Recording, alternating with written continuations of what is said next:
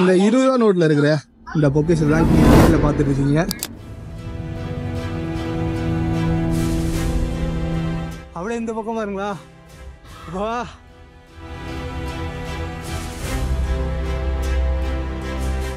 கிட்டத்தட்ட 200 வருஷங்களாக குடையப்பட்ட ஒரு குடவரை.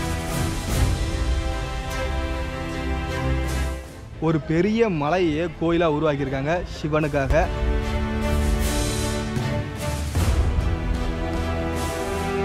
இப்போ நம்ம வந்து மகாராஷ்டிரா மாநிலத்தில் எல்லோரா அப்படின்ற ஒரு இடத்துல இருக்கோம்.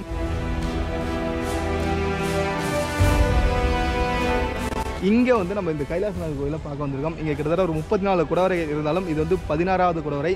இந்த குடவரை ரொம்பவே ஒரு ஸ்பெஷலான விஷயம். இது உள்ள என்ன இருக்குது, எப்படி இதை குறைஞ்சிருக்காங்க, இதோட வரலாறு எல்லாத்தையும் இந்த ஒரு காணொலியில் டீட்டெயிலாக சொல்கிறேன். வாங்க வீடியோக்குள்ளே போகலாம்.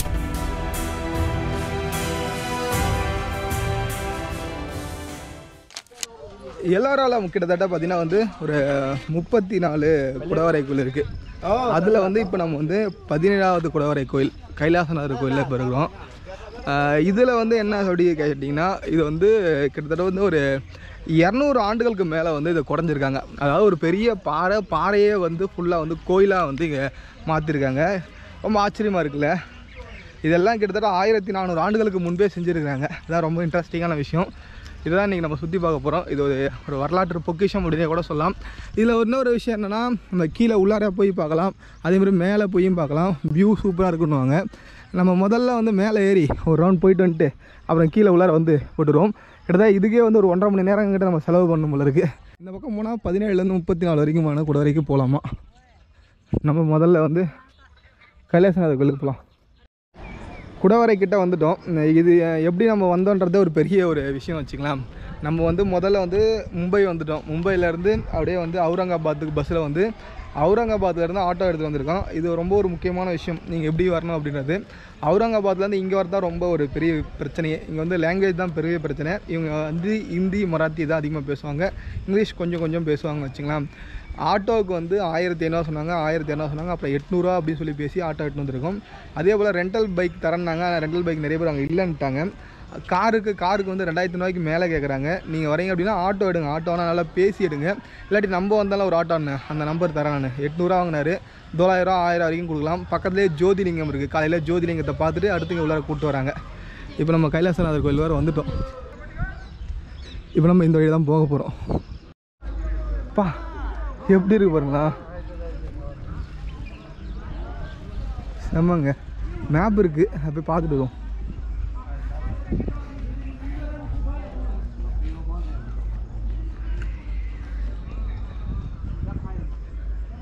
இதுதான் மேப்பு. இப்போ நம்ம இருக்கிறது வந்து 16வது குடவரை, கைலாசநாதர் குடவரை. இப்போ இந்த வழியாக போனாக்கா இதிலே வந்து மேலே பார்த்து 16Bயா, சரி 17, 18, 19, 21 வரிசையாக இதில் தான் இருக்குது. இங்கே வந்து இந்த 28வது குடவரையில் தான் வந்து அந்த அருவி போல் ஊற்றும் போல் இருக்குது. 29, அதுக்கடுத்து இங்கே 31, இது தனி பாட்டு போல் இருக்குது. ஓகே, பரவாயில்லைங்க. இந்த ஒரு மேப் நம்மளுக்கு நிறைய விஷயங்கள் சொல்லி தருது. ஒரு குடவரையோட ஸ்ட்ரக்சர் எப்படி இருக்குது அப்படின்றத நம்மளுக்கு காட்டுது பாருங்களா. 10வது குடவரை தான் சிவலிங்கம் இருக்குது. இப்போ 16வது குடவரை 22, 24, 34. ஒரு ஃபோட்டோ எடுத்து வச்சுக்கிறேன், உங்களுக்கு நான் குரூப்பில் ஒரு நம்மளோட போஸ்ட்டாக போடுறேன். கிட்டத்தட்ட ஒரு 2 கிலோமீட்டர் இருக்கும் பொழுதுங்க. 2 கிலோமீட்டர் இவ்வளோ விஷயங்கள் இருக்குங்க.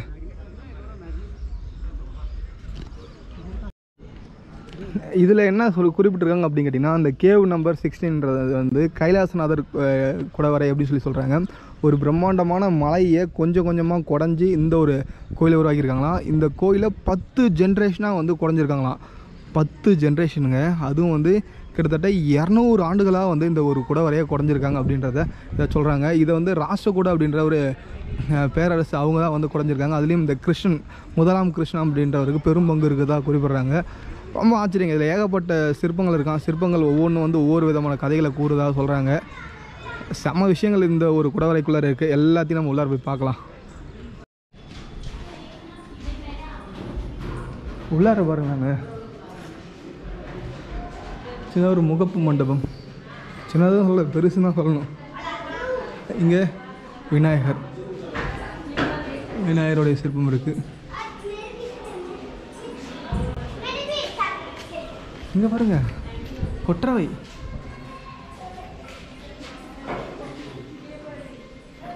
துர்க்கை அம்மனுடைய சில நினைக்கிறேன். அழகாக இருக்குங்க. அப்படியே பாறையிலே கொஞ்சம் கொஞ்சமாக சொதுக்கி வச்சுருக்காங்க. நம்ம பனமலையில் பார்த்துருப்போம்ல. அடுத்து இங்கே பாருங்கள், கஜலக்ஷ்மி.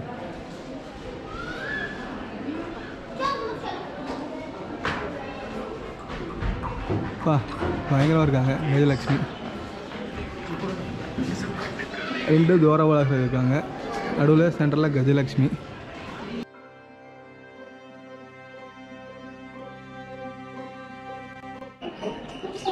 இந்த 20 ரூபா நோட்டில் இருக்கிற இந்த பொக்கிஷன் தான் இப்போ நீங்கள் நேரில் பார்த்துட்டு இருக்கீங்க.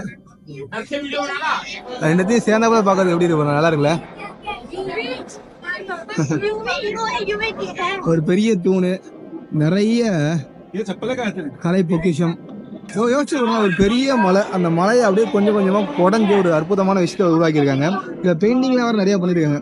இதனால தான் வந்து உங்களுக்கு வந்து இந்திய அரசு வந்து இந்த ஒரு கலை பொக்கிஷத்தை வந்து 20 ரூபா நோட்டில் இடம்பெற செஞ்சுருக்காங்க. 20 ரூபா நோட்டில் நீங்கள் பார்த்தாலே தெரியும், கீழே எல்லோரா கேவ்ஸ் போட்டிருக்க. இந்த எல்லோரா கேவ்ஸ் தான் இது. நல்லா இருக்குங்க. அப்படியே வாங்கன்னு கொஞ்சம் முன்னாடி போய் பார்க்கலாம். அப்படியே நாங்கள் இந்த பக்கம் பார்த்தீங்கன்னு வச்சுங்களேன், இந்த பக்கத்தில் நிறைய சின்ன சின்னதாக வந்து மண்டபங்கள் இருக்குது. இங்கே பாருங்களா, பெருமாளுடைய சிற்பங்கள் இருக்குது பாருங்க. 4 முகன் பிரம்மா பெருமாள் நின்றுட்டு இருக்காரு. வரிசையாக இருக்குல்ல?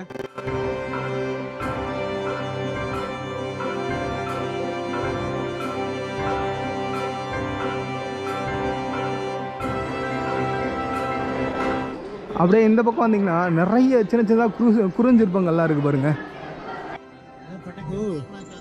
இது இந்த கிருஷ்ணருடைய கதைகள் வரும்ல உங்களுக்கு, அதுதான் வந்து அந்த அண்ணன் சொல்றாரு உங்களுக்கு. அப்படியே இந்த பக்கம் வாருங்க. இங்க பாருங்களா, ஒவ்வொரு விலங்குகள் பாருங்களா. யானை, அது வந்து சிங்கம், இது யாடி போல இருக்குங்க, அதுவும் யானை. எவ்வளோ பெருசா இருக்கு பாருங்களா. அப்படியே இந்த பக்கம் போகலாம். இங்கே படிக்கட்டு இருக்கு மேலே ஏறதுக்கு. படிக்கட்டில் ஏறி பார்க்கலாம். இதை பார்த்து ரசிச்சுக்கிட்டே இருக்கலாங்க, அப்படி இருக்குங்க.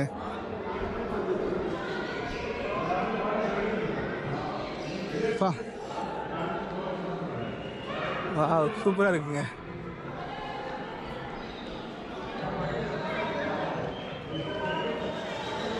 எப்படி இருக்கு? நல்லா இருக்குல்ல? தெரியுதாங்க, இப்படிதான் இந்த பாறையை இருந்திருக்கு. இந்த பாறையை கொஞ்சம் கொஞ்சம் குறைஞ்சி தான் இந்த கோயிலை உருவாக்கியிருக்காங்க. அதுக்கடுத்து இந்த பக்கத்தில் பார்த்தீங்கன்னா வந்து ஒரு மண்டபம் போன்ற ஒரு அமைப்பு உருவாக்கியிருக்காங்க. எவ்வளோ பேர் எவ்வளோ வருஷம் கஷ்டப்பட்டுருப்பாங்க பாருங்களா. ஒரு ஆள் ஒரு சின்ன விஷயம் தப்பாக செஞ்சால் கூட இது எப்படி போயிருக்குன்னு நினச்சாலே அப்படி இருக்குங்க.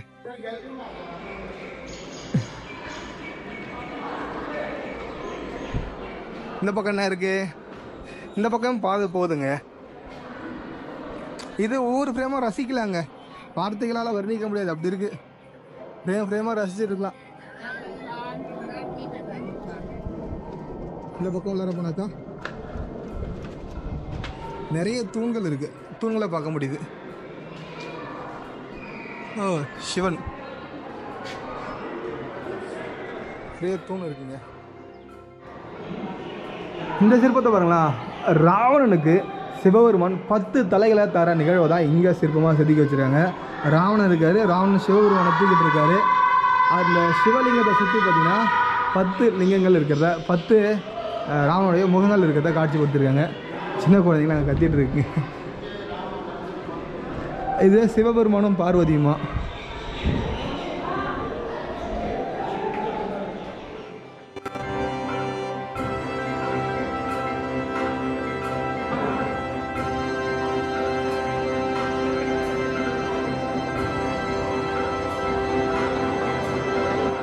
அண்ணாமலையார், அடிமுடி காண அண்ணாமலையார் சொல்லுவாங்கள்ல, நம்ம திருவண்ணாமலையில் நடைபெற்றதாக ஒரு நிகழ்வு சொல்லுவாங்கள்ல, அந்த நிகழ்வு தான். சிவபெருமான் பார்த்திங்கன்னா, அதாவது வந்து பிரம்மாவுக்கும் திருமாலுக்கும் வந்து பிரம்மாவுக்கும் திருமாலுக்கும் வந்து யார் பெரியவங்க அப்படின்னு ஒரு போட்டி வருது. அப்போ சிவபெருமானை வந்து ஒரு பிரம்மாண்டமாக ரூபம் எடுக்கிறார். அதில் யார் வந்து தலையை முதல்ல போட்டு வராங்களோ, அதாவது வந்து விஷ்ணு பார்த்தீங்கன்னா வந்து பிரம்மா பார்த்தீங்கன்னா வந்து தலையை தேடி போவார். திருமால் பார்த்தீங்கன்னா வந்து வராக ரூபம் எடுத்துட்டு அவருடைய முடியை தேடி போடுவார். 2 பேரில் யார் முதல்ல போய் பார்த்துட்டு வராங்களோ அவங்க தான் வந்து பெரியவர் அப்படின்னு சொல்லுவாங்க. ஆனால் 2 பேருமே பார்க்கவே மாட்டாங்க. அதனால தான் வந்து அடிமுடி காண அண்ணாமலையார் அப்படின்னு சொல்லிட்டு நம்ம திருவண்ணாமலையார் அண்ணாமலையார் அழைப்பாங்க. அந்த ஒரு சிற்பத்தை தான் இந்த ஒரு இடத்துல குறைஞ்சிருக்காங்க, மகாராஷ்டிராவில் எல்லோரா கேவ்ஸில். நரசிம்மர் அவதாரம். பெருமாள் வந்து பாம்பு படிக்கல படுத்திருக்காரு. 5 தலை படுத்துட்டு இருக்காரு.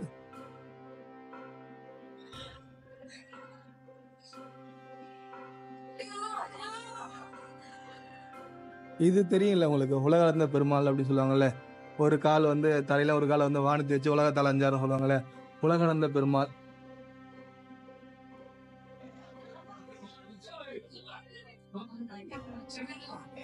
இது வராக ரூபம். இது வராக ரூபம். இதுல அந்த குறிப்பிட்ட பகுதிக்கும் சிவனுக்கும் இதை எடுத்து வந்து பெருமாளுக்காக வந்து சிற்பங்களை சுத்தி வச்சிருக்காங்க. நம்ம அதுக்கு வந்து பெருமாளை பார்க்கும்போது நடுவோட பிரம்மாவையும் பார்த்தோம். இங்கே பார்த்தீங்களா ராவணன், 10 தலை கொண்ட ராவணன் கைலாயத்தை தூக்கிட்டு இருப்பார்ல, அந்த ஒரு நிகழ்வு. ராவணன் கைலாயத்தை தூக்கிட்டு இருக்க நிகழ்வை தான் எங்கள் சிற்பமாக செதுக்கி வச்சிருக்காங்க. ஆக்சுவலாக இந்த உள்ளார நம்ம வந்துட்டு இதே நம்ம வந்து 2 ரவுண்ட் சுற்றணும்ல இருக்குது. முதல்ல வந்து அப்படியே மேலே அந்த மேலே வழியாக ஏறி வந்தேன். அதில் வந்து நிறைய அந்த சிற்பங்களை பார்த்தோம். அடுத்து போய் கீழே இறங்கியிருக்கேன். கீழே இறங்கிட்டு மறுபடியும் இன்னொரு ரவுண்ட் போயிட்டு வருவோம். போயிட்டு வந்தாக்கா இன்னும் நிறைய விஷயங்களை பார்க்கலாம். இது பாருங்கள், ஒரு போர் சிற்பத்தை வந்து ஒரு போர் நிகழ்வை வந்து சிற்பமாக செதுக்கி வச்சுருக்காங்க.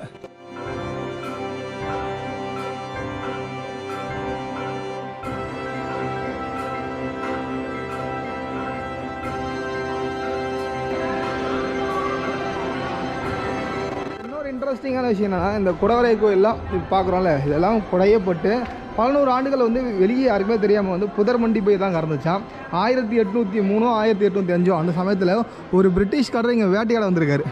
அவர் வேட்டையாடும் போது தான் இங்கே இருக்க ஆடு மேய்க்கிற சிறுவர்கள் இங்கே வந்து புலி தங்குற குகை அப்படின்னு சொல்லிட்டு இந்த இடத்த காட்டியிருக்காங்க. அப்போ தான் ஒரு இப்பேற்பட்ட ஒரு பொக்கிஷத்தையே கண்டுபிடிச்சிருக்காரு. இது கிட்டத்தட்ட இப்போ 90க்கும் மேற்பட்ட குகை இருக்கான். அதில் ஒரு 35 குகை தான் நம்ம போகிறதுக்கு அலௌடு. அதில் ஒரு குகையை தான் 2 மணி நேரத்துக்கு மேலே நம்ம பார்த்துட்ருக்கோம். அதுக்கெல்லாம் இதை பார்த்தா இன்ட்ரெஸ்டிங்கான ஸ்டோரி இருக்குது. அதையும் ஃபுல்லாக உங்களுக்கு டீட்டெயிலாக சொல்கிறேன் உங்களுக்கு. நம்ம அந்த சைடில் பார்த்தாலும் ஒரு தூண், அதே தூண் இந்த பக்கம் இருக்குது. நம்ம என்ன பண்ணியிருக்கோன்னா இந்த வழியாக போய் சுற்றிக்கிட்டு திருப்பி இந்த வழியாக வந்துருக்குறோம். வந்து இப்போ இந்த தூணை பார்த்துருக்கோம். இப்போ மறுபடியும் இன்னொரு சர்க்கிள் அடிக்க போகிறோம். நம்ம முதல்ல வந்து மேலே அந்த குகைக்கு உள்ளார இருக்க மேலே இருக்க அந்த பகுதி வழியாக மேலே ஏறி போயிட்டு வந்தோம். இப்போ என்ன பண்ணுவோம் பார்த்தீங்கன்னா, அந்த கைலாசநாதர் கோயிலில் சுற்றி வருவோம். ராவணன் கைலாயத்தை தூக்குற காட்சி யோசிச்சிருக்காங்க பாருங்களா. ஒரு கோயில் ஸ்ட்ரக்சர் அடித்தளம் போட்டாங்க. அடித்தளத்துக்கு மேலே யானையோட சிற்பத்தை ஃபுல்லாக வடித்து யானையை வந்து இந்த கோயிலை தாங்குற மாதிரி. அப்படியே இந்த பக்கம் பாருங்களா, வா எப்படி இருக்கு பாருங்களாங்க. ஒரு நிமிஷம் தலையை சுற்றிடுச்சு. நான் சொன்னல யானைன்னு சொல்லிட்டு. அங்கே மேலே கோபுரம்லாம் இருக்குது. நம்ம அடுத்து மேலேயும் போய் பார்க்கலாம். இந்த பக்கத்தில் சிங்கம், ஒரு குறிப்பிட்ட இடம் வரும்போது அதோட சிங்கத்தையும் காட்டியிருக்காங்க. அப்பா சூப்பர். இங்கே பாருங்க, சொன்னல யானை. அங்கந்த சிற்பங்களையும் காட்டியிருக்காங்க. அது பாருங்க, பூத கணங்கள்லாம் வந்து அடுத்து அங்கே தூக்கிட்டு இருக்குங்க கோயில.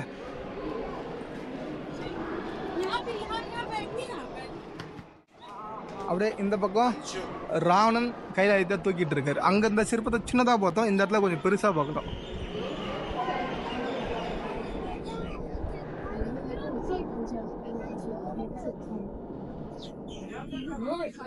ஒரு வழியாக இப்போ சுற்றிட்டு வந்துட்டோம். அடுத்து நம்ம என்ன பண்ணுவோம், உள்ளார போய் மேலே போவோம்.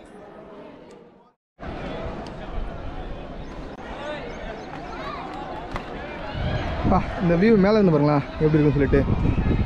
வேற மாதிரி இல்லை, செமையாக இருக்குங்க. கோயிலை பார்க்க அவ்வளோ அழகாக இருக்குது. இதுக்கு மேலே அப்படியே நம்ம போய் சுற்றிட்டு வரலாம். ஆனால் நம்ம இதோட நிறுத்தி இங்கே இந்த வியூவை பார்ப்போம். இந்த பக்கத்தில் பார்த்தீங்கன்னா 13 குகை இருக்குது சரிங்களா. இந்த பக்கத்தில் பார்த்தீங்கன்னா 36 குகைக்கு போகிறதுக்கான வழி இருக்குது. இப்போ நடுவில் நம்ம இருக்கிறோம். அதாவது 16வது குகை, 17லேருந்து 34 வரைக்கும் இந்த பக்கமும், 1லேருந்து 16 வரைக்கும் 15 வரைக்கும் இந்த பக்கம் இருக்குது. நம்ம அடுத்து இந்த பக்கம் தான் போகிறோம். இந்த பக்கத்தில் கொஞ்சம் இம்பார்ட்டண்டான குகையெல்லாம் இருக்குது, அதை போய் பார்க்க போகிறோம். அதெல்லாம் அடுத்தடுத்த வீடியோவில் உங்களுக்கு வரும். இதுபோல் இன்ட்ரெஸ்டிங்கான கண்டென்ட்லாம் பார்க்கறது நம்ம செஞ்சி ட்ராவலர் யூடியூப் சேனல் ஃபாலோ பண்ணிக்கங்க. இந்த வீடியோவில் வந்து எனக்கு தெரிஞ்ச அளவுக்கு நிறைய விஷயங்களை வந்து நான் சொல்லியிருப்பேன்னு நினைக்கிறேன். ஏதாவது விஷயங்கள் விட்டுருந்தாலும் நீங்கள் சொல்லுங்கள், அடுத்தடுத்த வீடியோவில் நம்ம சேர்த்து சொல்லிக்கலாம். உங்களுக்காக மட்டும்தான் இவ்வளோ தூரம் ட்ராவல் பண்ணி மகாராஷ்டிராவில் இருக்க அஜந்தாவை தேடி வந்திருக்கோம். இதுபோல் இன்னும் நிறைய வீடியோஸ் வர இருக்குது. அடுத்து வர காலத்தில் இன்னும் நிறைய நாடுகளுக்கெலாம் போக போகிறோம். அதனால் நம்ம செஞ்சி ட்ராவலர் யூடியூப் சேனலை ஃபாலோ பண்ணி வச்சுக்கோங்க. நன்றி, வணக்கம்.